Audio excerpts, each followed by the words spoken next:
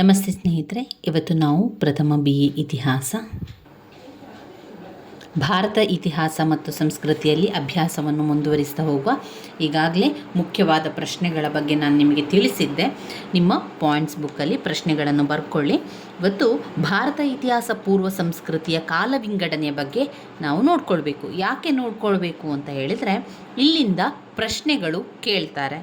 ಹಳೆಯ ಪ್ರಶ್ನೆ ಪತ್ರಿಕೆಗಳನ್ನು ನೀವು ನೋಡಿಕೊಂಡ್ರೆ ಅದರಲ್ಲಿ ಹೊಸ ಶಿಲಾಯುಗದ ಬಗ್ಗೆ, ಮಧ್ಯಶಿಲಾಯುಗದ ಬಗ್ಗೆ ಪ್ರಶ್ನೆಗಳನ್ನು ಕೇಳಿದ್ದಾರೆ. ಯಾವ ರೀತಿ ಪ್ರಶ್ನೆಯನ್ನು ಕೇಳಿದ್ದಾರೆ?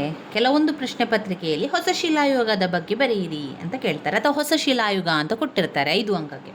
ಕೆಲವೊಮ್ಮೆ ಅದನ್ನೇ ಅವರು ನಿಯೋಲಿಥಿಕ್ ಅಂತ ಕೇಳ್ತಾರೆ. ನಿಯೋಲಿಥಿಕ್ ಅಂತ ಬಂದರೆ, ನಿಯೋಲಿಥಿಕ್ ಅಂದರೆ ಏನು? ಹೊಸ ಶಿಲಾಯುಗ. ಮಧ್ಯಶಿಲಾಯುಗ ಅಂತ ಕೊಡ್ತಾರೆ. ಕೆಲವೊಮ್ಮೆ ಮೆಸೋಲಿಥಿಕ್ ಅಂತ ಕೊಡ್ತಾರೆ. ಮೆಸೋಲಿಥಿಕ್ ಅಂದರೆ ಮಧ್ಯಶಿಲಾಯುಗ. ಹಳೆ ಶಿಲಾಯುಗ, ಹಳೆ ಶಿಲಾಯುಗಕ್ಕೆ ಪ್ಯಾಲಿಯೋಲಿಥಿಕ್ ಅಂತ ಕರೆಯುವಂಥದ್ದು. ಅದರಿಂದ ಅವರು ಅದರ ಒಂದು ಇಂಗ್ಲೀಷ್ನಲ್ಲಿರುವಂಥ ಹೆಸರನ್ನು ಕೂಡ ಕೊಡ್ಬೋದು. ಆವಾಗ ನಾವು ಕನ್ಫ್ಯೂಸ್ ಆಗ್ತೇವೆ, ಇದು ಯಾವುದರ ಬಗ್ಗೆ ಅವರು ಕೊಟ್ಟಿದ್ದಾರೆ ಅಥವಾ ಕೇಳಿದ್ದಾರೆ ಎನ್ನುವಂಥದ್ದು. ಹೊಸ ಶಿಲಾಯುಗ, ನಿಯೋಲಿಥಿಕ್ ಎನ್ನುವಂಥದ್ದನ್ನೆಲ್ಲ ನೆನಪಲ್ಲಿ ಇಟ್ಕೊಳ್ಳಿ. ನಿಮ್ಮ ಪಾಯಿಂಟ್ಸ್ ಬುಕ್ಕಲ್ಲಿ ಬರೀರಿ. ಮೊದಲಿಗೆ ಹಳೆ ಶಿಲಾಯುಗ ಅಂತ ಬರೀರಿ. ಹಳೆ ಶಿಲಾಯುಗ, ಪ್ಯಾಲಿಯೋಲಿಥಿಕ್ ಅಂತ ಕೂಡ, ಅದರ ಜೊತೆಗೆ ಅದರನ್ನು ಕೂಡ ಬರೀರಿ, ಪ್ಯಾಲಿಯೋಲಿಥಿಕ್ ಅಂತ ಕೂಡ ಬರೀರಿ. ಹಳೆ ಶಿಲಾಯುಗ ಅಂದರೆ ಏನು?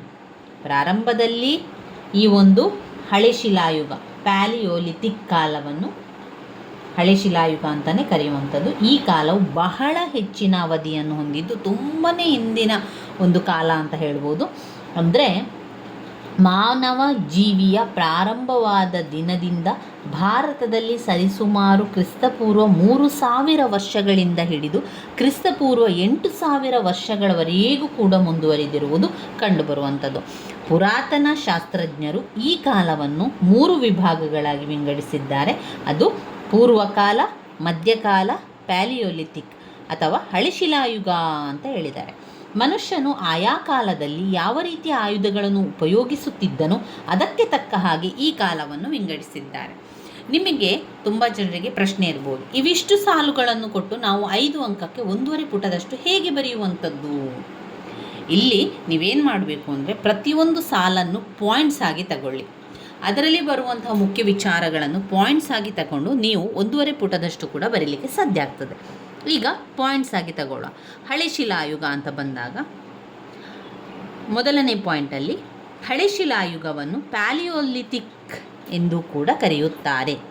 ಪಾಯಿಂಟ್ ನಂಬರ್ 2, ಹಳೆ ಶಿಲಾಯುಗವು ಬಹಳ ಹೆಚ್ಚಿನ ಅವಧಿಯನ್ನು ಹೊಂದಿದೆ. ಪಾಯಿಂಟ್ ನಂಬರ್ 3, ಮಾನವ ಜೀವಿಯ ಪ್ರಾರಂಭದಿಂದಲೂ ಹಳೆ ಶಿಲಾಯುಗ ಇದೆ. ಪಾಯಿಂಟ್ ನಂಬರ್ 4, ಭಾರತದಲ್ಲಿ ಸರಿಸುಮಾರು ಕ್ರಿಸ್ತಪೂರ್ವ 3000 ವರ್ಷಗಳಿಂದ 8000 ವರ್ಷಗಳವರೆಗೂ ಕೂಡ ಹಳೆ ಶಿಲಾಯುಗ ಇತ್ತು. ಪಾಯಿಂಟ್ ನಂಬರ್ 5, ಪುರಾತನ ಶಾಸ್ತ್ರಜ್ಞರು ಈ ಕಾಲವನ್ನು 3 ವಿಭಾಗಗಳಾಗಿ ವಿಂಗಡಿಸಿದ್ದಾರೆ. ಪಾಯಿಂಟ್ ನಂಬರ್ 6, ಇದನ್ನು ಪೂರ್ವಕಾಲ ಎಂದು ಕರೆದಿದ್ದಾರೆ. ಪಾಯಿಂಟ್ ನಂಬರ್ 8, ಮಧ್ಯಕಾಲ. ಪಾಯಿಂಟ್ ನಂಬರ್ 9, ಪ್ಯಾಲಿಯೋಲಿಥಿಕ್ ಅಥವಾ ಹಳೆ ಶಿಲಾಯುಗ ಎಂದು ಕರೆದಿದ್ದಾರೆ. ಮನುಷ್ಯನು ಆಯಾ ಕಾಲದಲ್ಲಿ ಯಾವ ರೀತಿ ಆಯುಧಗಳನ್ನು ಉಪಯೋಗಿಸುತ್ತಿದ್ದ ಅದಕ್ಕೆ ತಕ್ಕ ಹಾಗೆ ಕಾಲವನ್ನು ವಿಂಗಡಣೆಯನ್ನು ಮಾಡಿದ್ದಾರೆ. ನೋಡಿ, ಇಲ್ಲಿ ನಮಗೆ 8 ಪಾಯಿಂಟ್ಸ್ಗಳನ್ನು ಮಾಡುವುದು. ಇದೇ ರೀತಿಯಲ್ಲಿ ಪ್ರತಿಯೊಂದು ವಿಚಾರಕ್ಕೂ ಕೂಡ ಆ ರೀತಿಯಾಗಿ ಪಾಯಿಂಟ್ಸನ್ನು ಮಾಡಿಕೊಂಡು ಬರಿತಾ ಹೋಗಿ. ಇನ್ನು ಮೆಸೋಲಿಥಿಕ್ ಅಥವಾ ಮಧ್ಯಶಿಲಾಯುಗ, ಇಲ್ಲಿ ಹಳೆ ಶಿಲಾಯುಗದ ನಂತರ ಬರುವ ಕಾಲ ಮಧ್ಯಶಿಲಾಯುಗ. ಪಾಯಿಂಟ್ ನಂಬರ್ 1, ಅದನ್ನು ಪಾಯಿಂಟ್ಸ್ ಆಗಿ ತಗೊಳ್ಳಿ. ಇಲ್ಲಿ ಇಂದ ಪಾಯಿಂಟ್ ಆಗಿ ತಗೊಳ್ತಾ ಹೋಗಬೇಕು. ಇಲ್ಲಿ ನೆಕ್ಸ್ಟ್ ಬರುವಂಥದ್ದು 2ನೇ ಪಾಯಿಂಟ್, ಮತ್ತೆ ಬರುವಂಥದ್ದು 3ನೇ ಪಾಯಿಂಟ್, ಈ ರೀತಿಯಾಗಿ ಮಾಡ್ತಾ ಹೋಗುವಂಥದ್ದು. ಪಾಯಿಂಟ್ ನಂಬರ್ 1ಲ್ಲಿ ಹಳೆ ಶಿಲಾಯುಗದ ನಂತರ ಬರುವ ಕಾಲವೇ ಮಧ್ಯ ಶಿಲಾಯುಗ. 2ನೇ ಪಾಯಿಂಟ್ನಲ್ಲಿ ಶಿಲಾಯುಗದ ನಂತರ ಕಾಲ, ಶಿಲಾಯುಗದ ನಂತರದ ಕಾಲವೆಂದೇ ಕರೆಯುತ್ತಾರೆ. ಈ ಶಿಲಾಯುಗದ ಕಾಲವು ಸುಮಾರು ಕ್ರಿಸ್ತಪೂರ್ವ 8000 ವರ್ಷಗಳಿಂದ 4000 ವರ್ಷದವರೆಗೆ ಇದ್ದಿತೆಂದು ತಜ್ಞರು ಗುರುತಿಸಿದ್ದಾರೆ. ಇದು ಹಳೆ ಶಿಲಾಯುಗಗಳ ಮಧ್ಯದ ಕಾಲವೆಂದಲೂ ಹಾಗೂ ಬದಲಾವಣೆಯ ಹಂತ, ಮಧ್ಯಶಿಲಾಯುಗವನ್ನು ಬದಲಾವಣೆಯ ಕಾಲ, ಬದಲಾವಣೆಯ ಹಂತ ಅಂತಲೂ ಕರೆದಿದ್ದಾರೆ. ಈ ಕಾಲದ ಆಯುಧಗಳು ಸೂಕ್ಷ್ಮ ಆಯುಧಗಳಾಗಿದ್ದವು. ಮಧ್ಯಕಾಲದ ಒಂದು ಆಯುಧ ಸೂಕ್ಷ್ಮ ಆಯುಧಗಳಾಗಿದ್ದವು. ಇನ್ನು ನಿಯೋಲಿಥಿಕ್ ಅಥವಾ ಹೊಸ ಶಿಲಾಯುಗ, 3ನೇ ಹಂತವೇ ಹೊಸ ಶಿಲಾಯುಗ ಅಥವಾ ನಿಯೋಲಿಥಿಕ್. ಈ ಕಾಲವು ಕ್ರಿಸ್ತಪೂರ್ವ 4000ದಿಂದ 800ರವರೆಗೆ ವಿಸ್ತರಿಸಿತು. ಆ ಕಾಲದಲ್ಲಿ ಮಾನವನು ಹೊಳಪುಗೊಳಿಸಿದ ಶಿಲಾಯುಧಗಳನ್ನು ಉಪಯೋಗಿಸುತ್ತಿದ್ದನ್ನು ಕಂಡುಬರುತ್ತದೆ. ಇನ್ನು ಬರುವಂಥದ್ದು ಚಾಲ್ಕೋಲಿಥಿಕ್ ಅಥವಾ ತಾಮ್ರ ಶಿಲಾಯುಗ. ಈ ಕಾಲವನ್ನು ತಾಮ್ರ ಶಿಲಾಯುಗವೆಂದು ಕರೆದಿದ್ದು, ಈ ಕಾಲವು ಕ್ರಿಸ್ತಪೂರ್ವ 1500ರಿಂದ 1000 ವರ್ಷವರೆಗೆ ವಿಸ್ತರಿಸಿತ್ತು. ಈ ಕಾಲವನ್ನು ಕಂಚಿನ ಯುಗ ಅಂತ ಕರೆದ್ರು. ಯಾವ ಯುಗವನ್ನು? ತಾಮ್ರದ ಶಿಲಾಯುಗವನ್ನು ಕಂಚಿನ ಯುಗ ಅಂತ ಕರೆಯಲಾಗಿತ್ತು. ಆ ಕಾಲದಲ್ಲಿ ತಾಮ್ರ, ಕಂಚು, ಲೋಹಗಳನ್ನು ಉಪಯೋಗಿಸಲು ಆರಂಭಿಸಿದ್ದು, ಇವುಗಳ ಜೊತೆ ಕಲ್ಲಿನ ಆಯುಧಗಳನ್ನು ಸಹ ಉಪಯೋಗಿಸುತ್ತಿದ್ದರು. ಈ ಕಾಲಕ್ಕೆ ಸಂಬಂಧಪಟ್ಟ ಸ್ಥಳಗಳ ಭಾರತದ ಹಲವು ಭಾಗಗಳಲ್ಲಿ ಹಂಚಿ ಹೋಗಿದ್ದಲ್ಲದೆ ಇವುಗಳು ಹರಪ್ಪ ಸಂಸ್ಕೃತಿಯಲ್ಲೂ ಕೂಡ ಇದ್ದವೆ ಎಂದು ತಿಳಿದು ಬಂದಿದೆ. ಇವಿಷ್ಟು ವಿಚಾರಗಳನ್ನು ನಿಮ್ಮ ಪಾಯಿಂಟ್ಸ್ ಬುಕ್ಕಲ್ಲಿ ಬರ್ಕೊಳ್ಳಿ. ಇಂಪಾರ್ಟೆಂಟ್ ಆಗಿರುವಂತಹ 5 ಅಂಕದ ಪ್ರಶ್ನೆ ಆಗಿರುವಂಥದ್ದು. ಇನ್ನು ಬರುವಂಥದ್ದು ಕಬ್ಬಿಣದ ಯುಗ. ನೋಡಿ, ಇಲ್ಲಿ ಹೊಸ ಶಿಲಾಯುಗದ ಬಗ್ಗೆ ಪ್ರತ್ಯೇಕವಾಗಿ ಸ್ವಲ್ಪ ಕೊಟ್ಟಿದ್ದಾರೆ ನೋಡಿ. ಇದು 5 ಅಂಕಕ್ಕೆ ಬರುವಂತಹ ಪ್ರಶ್ನೆ, ಇಂಪಾರ್ಟೆಂಟ್ ಆಗಿರುವಂತಹ ಒಂದು ಪ್ರಶ್ನೆ. ನಿಯೋಲಿಥಿಕ್ ಅಥವಾ ಹೊಸ ಶಿಲಾಯುಗ. ಇಲ್ಲಿ ಈಗ ನಾವು ಓದಿದಲ್ಲೇ ಇದೆ, ಅದರಲ್ಲಿ ಅವರು ಏನು ಮಾಡಿದ್ದಾರೆ, ಹೊಸ ಶಿಲಾಯುಗವನ್ನು ಸ್ವಲ್ಪ ಮಾತ್ರ ನೋಡಿ. ಹೊಸ ಶಿಲಾಯುಗ ಸ್ವಲ್ಪ ಕೊಟ್ಟಿದ್ದಾರಲ್ವ, ಅದನ್ನು ಅವರಿಲ್ಲಿ 5 ಅಂಕಕ್ಕೆ ಬರೆಯುವಷ್ಟು ಕೊಟ್ಟಿದ್ದಾರೆ ನೋಡಿ. ಅದನ್ನೊಮ್ಮೆ ನಾವು ನೋಡ್ತಾ ಹೋಗುವ. ಅದಾದ ನಂತರದಲ್ಲಿ ಕಬ್ಬಿಣದ ಯುಗದ ಬಗ್ಗೆ ಕೂಡ ನೋಡ್ತಾ ಹೋಗುವ. ನಿಯೋಲಿಥಿಕ್ ಅಥವಾ ಹೊಸ ಶಿಲಾಯುಗ. ಹೊಸ ಶಿಲಾಯುಗದ ಪ್ರಮುಖ ಕಾಲವು ಭಾರತ ದೇಶದಲ್ಲಿ ಕ್ರಿಸ್ತಪೂರ್ವ 4000ರಿಂದ ಕ್ರಿಸ್ತಪೂರ್ವ 1800ರ ನಡುವೆ ಕಾಣಿಸಿಕೊಳ್ಳುತ್ತದೆ. ಯಾವುದು ಈ ಒಂದು ಹೊಸ ಶಿಲಾಯುಗ ಎನ್ನುವಂಥದ್ದು ಕಾಣಿಸಿಕೊಳ್ಳುವಂಥದ್ದು ಕ್ರಿಸ್ತಪೂರ್ವ 4000ದಿಂದ 1008ರ ತನಕ ಅಂತ ಅವರು ಹೇಳಿದ್ದಾರೆ. ಈ ಕಾಲವು ಆಹಾರವನ್ನು ಉತ್ಪಾದಿಸುವ ಕಾಲವಾಗಿದ್ದು, ಇಲ್ಲಿ ಮಾನವನು ತನ್ನ ಜೀವನವನ್ನು ಸಂಪೂರ್ಣವಾಗಿ ಬದಲಾಯಿಸಿಕೊಂಡಿರುವುದು ಕಂಡುಬರ್ತದೆ. ಯಾವ ಯುಗದಲ್ಲಿ? ಹೊಸ ಶಿಲಾಯುಗದಲ್ಲಿ ಮಾನವನು ತನ್ನ ಜೀವನವನ್ನು ಸಂಪೂರ್ಣವಾಗಿ ಬದಲಾಯಿಸಿರುವಂಥದ್ದನ್ನು ನಾವು ಕಾಣುತ್ತೇವೆ. ಅಲ್ಲಿ ಆಹಾರ ಉತ್ಪಾದನೆ ಮಾಡುವ ಕಾಲವಾಗಿತ್ತು.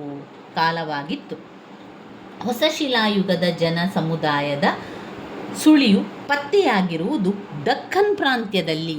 ಈಗ ದಕ್ಕನ್ ಪ್ರಾಂತ್ಯದಲ್ಲಿ ಪ್ರಪ್ರಥಮವಾಗಿ ಜನರು ವಾಸ ಮಾಡಿದಂತಹ ಜಾಗ ದಕ್ಕನ್ ಪ್ರಸ್ಥಭೂಮಿ. ಹೀಗೆ ಇಲ್ಲಿ ಒಂದು ಹೊಸ ಶಿಲಾಯುಗ ಅಂತ ಬಂದಾಗ ಮೊದಲು ಜನರ ಒಂದು ವಾಸ್ತವ್ಯ ಕಂಡುಬಂದದ್ದು ದಕ್ಕನ್ ಪ್ರಾಂತ್ಯ, ನೈಋತ್ಯ ಪ್ರದೇಶಗಳಲ್ಲಿ ಕಂಡುಬರುತ್ತದೆ. ಈ ಒಂದು ಹೊಸ ಶಿಲಾಯುಗದ ವಾಸ್ತವ್ಯಗಳು ಬಲೂಚಿಸ್ತಾನದಲ್ಲಿ ಕೂಡ ಕಂಡುಬರ್ತದೆ. ಕ್ರಿಸ್ತಪೂರ್ವ 3500ರಲ್ಲಿ ಕೂಡ ಕಂಡುಬಂದಿದೆ. ಈ ಕಾಲದ ಹೊಸ ಜೀವನದ ಹಾದಿಯಲ್ಲಿ ಮನುಷ್ಯನು ಯಾವ ರೀತಿ ಜೀವನ ಸಾಗಿಸ್ತಾನೆ? ಪಶುಸಂಗೋಪನಾ ಕಾರ್ಯವನ್ನು ಮಾಡುವುದರ ಜೊತೆಗೆ ಬೆಳೆಗಳನ್ನು ಬೆಳೆಸುವ ಕಾರ್ಯವನ್ನು ಸಹ ಮಾಡ್ತಾ ಪ್ರಾರಂಭಿಸ್ತಾರೆ.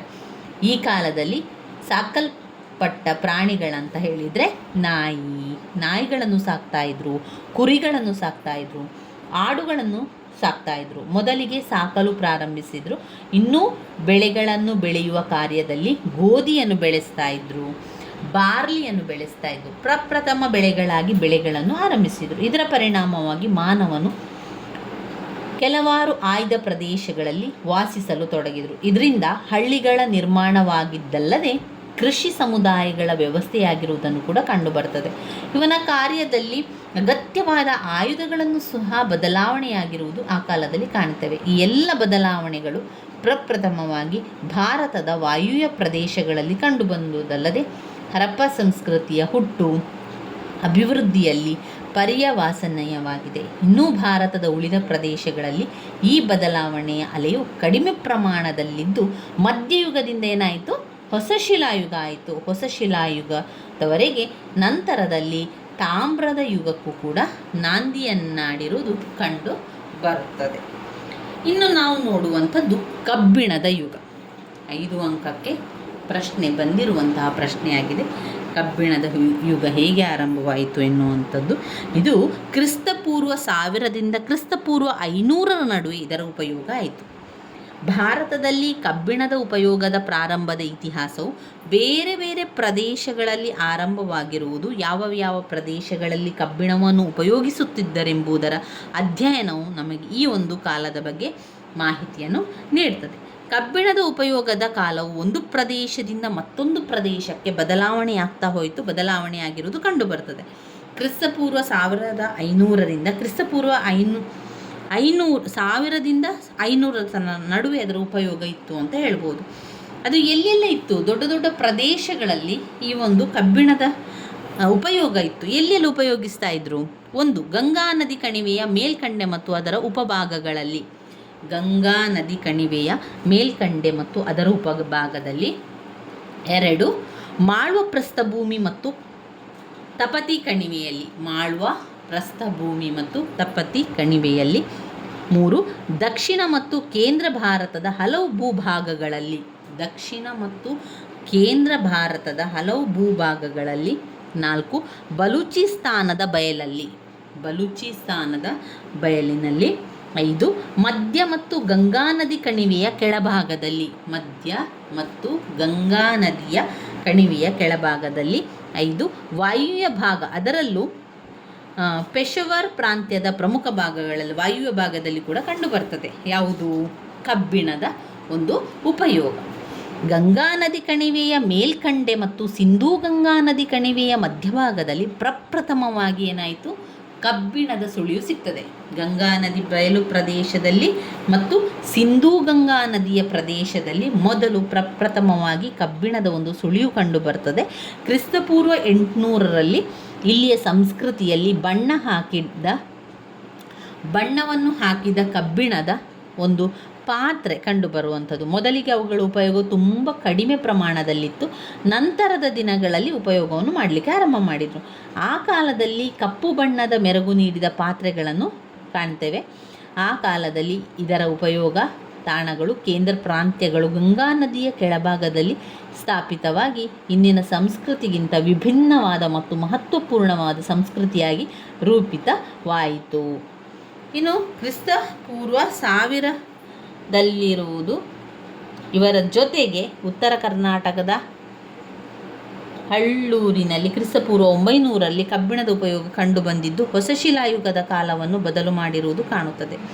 ಈ ಪ್ರದೇಶದಲ್ಲಿ ಸಿಕ್ಕಿರುವ ಅನೇಕ ಕಬ್ಬಿಣದ ಉಪಕರಣಗಳು ಕಬ್ಬಿಣದ ಅಸ್ತಿತ್ವವನ್ನು ತೋರುತ್ತದೆ.